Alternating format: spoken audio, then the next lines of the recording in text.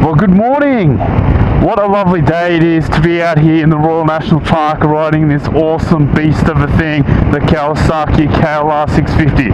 I'm a long-term owner of this bike, and today I'm just going to tell you what I like and don't like about it. The purpose of this video is not so much to focus on the specs, but to give you an owner's review and an honest owner's opinion of the bike. But you know what, let's go through the specs anyway.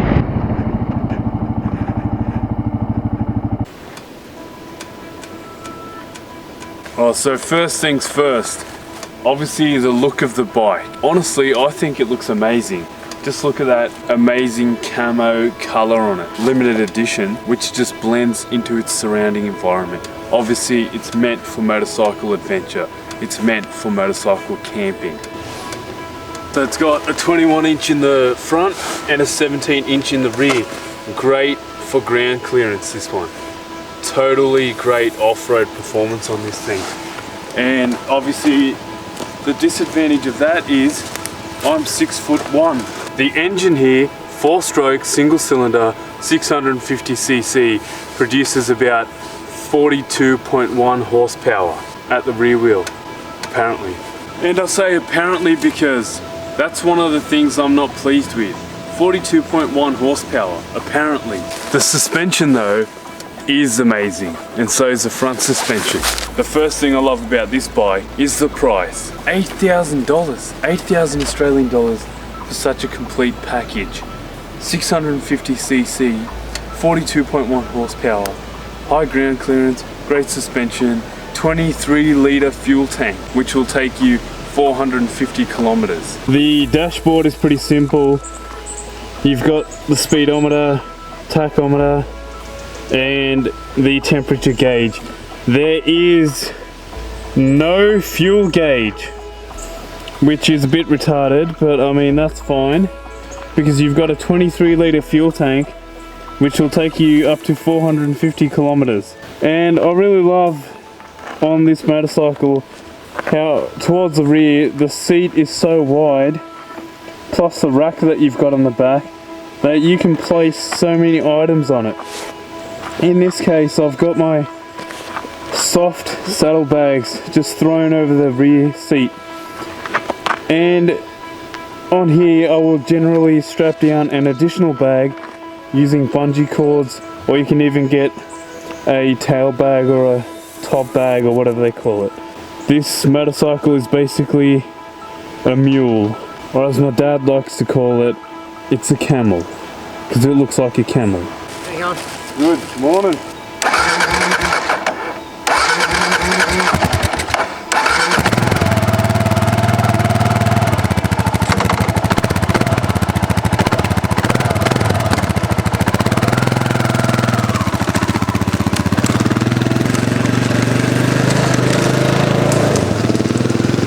I say apparently when it comes to the 42.1 horsepower because to me, it doesn't feel like 42.1 horsepower because I've ridden motorcycles with less horsepower that seem like they're much more powerful.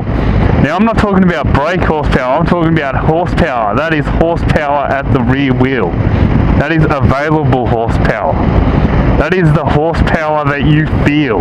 There could be various reasons for this. I live in Australia. In Australia, if a motorcycle is manufactured and it is capable of producing more than a certain amount of power, then it will be restricted so that learner riders can ride it. But there could be other various reasons for this. The fact that this motorcycle weighs 196 kilograms when it's fully loaded with petrol. I mean, it still is quite responsive. As you can see, the torque is readily available at the lower RPM ranges, and this allows you to climb up hills, climb up mountains, climb up all sorts of off-road and troubling terrain. Because the torque is so readily available, I feel that most of the power is within the first 5,000 RPM, and beyond that you're just kind of dragging a cat along the road, if you get what I mean. After 5,000 RPMs, it doesn't want to go willfully. It kind of just goes and then drags it out. And that's one of the turn-offs of this bike for me. The other turn off is that I've noticed between 90 and 100 kilometers an hour when I'm cruising on the highway, I feel a lot of vibration. A lot of vibration from the engine that is directly impacting my balls. Vibration between 90 and 100 kilometers an hour, just specifically in that range. I don't know why. But because it's specifically in that range, I tend to accelerate as fast as I can to get out of that little range so that my nuts aren't vibrated. But it's not that bothersome, and I'm kind of exaggerating.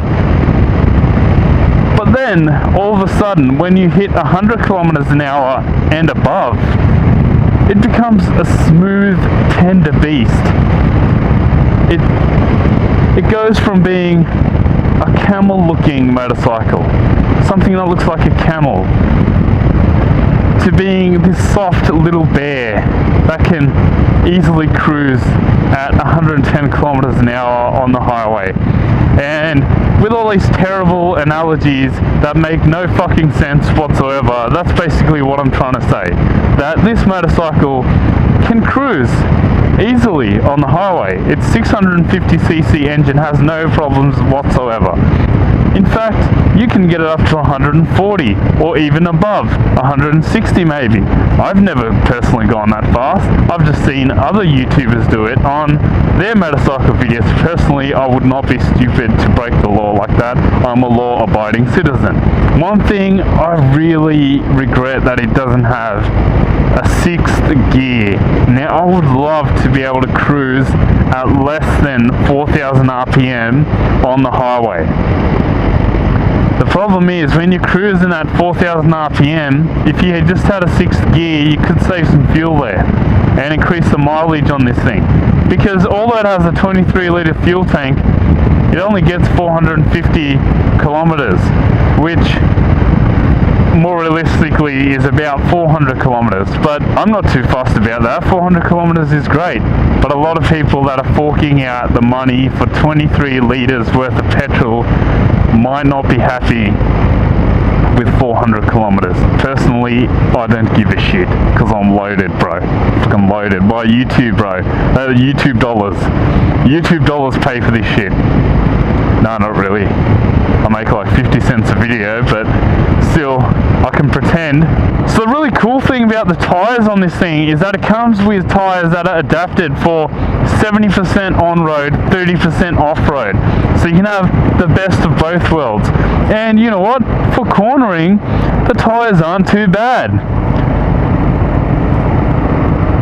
Okay, so I think I've bashed on this bike long enough. Let's talk about what I love about this bike. So, I love the seat. It is so damn comfortable. In fact, I think this is the most comfortable motorcycle I have ever ridden. It is so soft on your lower region. So the comfort of this motorcycle is amazing. The suspension is amazing. Now I've tested it off-road and let me tell you, it handles any kind of trail with ease. It just bounces around. The suspension is so soft. The thing I love about these bikes, and the reason you need a true adventure motorcycle, a dual purpose motorcycle like this one, is because you can stand on the foot pegs.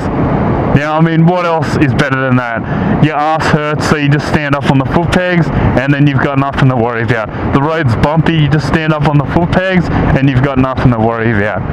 The motorcycle's vibrating between 90 and 100 kilometers, and your nuts are getting vibrated around, you just stand up on the foot pegs, no dramas. And you know what, even though I diss the power is actually not too bad. It beats my Ninja 250, and I bet it'll probably keep up with a Ninja 300. So that's not too bad for a single cylinder adventure bike that is not meant for racing. The thing I love about this is that, just notice, so now I'm going uphill. I've got like a minimal throttle on, and it's just pulling me up the hill like a tractor. It has no problems. It doesn't need to rev high to get up this hill. The lowest amount of revs will give it enough torque to get up this hill. It is a freaking tractor, bro.